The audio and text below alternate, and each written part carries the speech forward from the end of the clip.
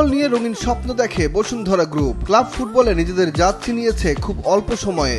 আন্তর্জাতিক অঙ্গনেও ধীরে ধীরে নিজেদের জায়গা করে নেয়ার পথে এগিয়ে যাচ্ছে কিংস। এবার দেশের ফুটবলের পাইপলাইন মজবুত করতে ফুটবল একাডেমি চালু করেছে বসুন্ধরা কিংস। দেশের বিভিন্ন প্রান্ত থেকে কিংসের একাডেমির সাথে যুক্ত হয়েছে খুদে ফুটবলাররা। ভবিষ্যতে তারা হতে চান মেসি, নেইমারদের মতো বড় তারকা।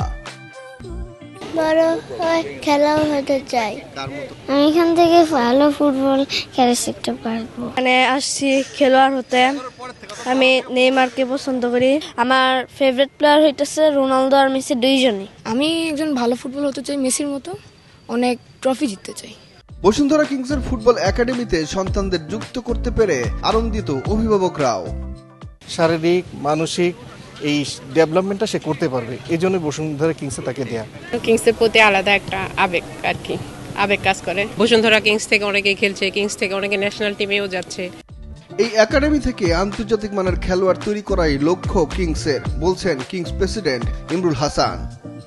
এত সারা পেয়েছি যে আমরা অভিভূত, যদিও আমরা সবাইকে অ্যাকোমোডেট করতে পারছি না এই মুহূর্তে। তারপরেও এই দুর্যোগপূর্ণ আবহাওয়ার মধ্যেও কিন্তু আজকে আপনারা দেখতে পাচ্ছেন যে অনেক অভিভাবকরা তাদের বাচ্চাদেরকে এনে এসছেন।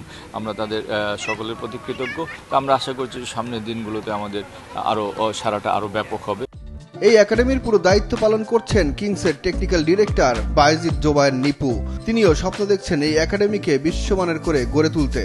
যারা কাছাকাছি আছে তারা এখানে ট্রেনিং করছে এবং বাইরে থেকে অনেক বাংলাদেশের সব জায়গা থেকে তারা ফোন করছে। কিংস অ্যারেনা টার্ফে কিংসের কোচদের তত্ত্বাবধানে প্রথম দিনের অনুশীলন করেছে খুদে ফুটবলাররা।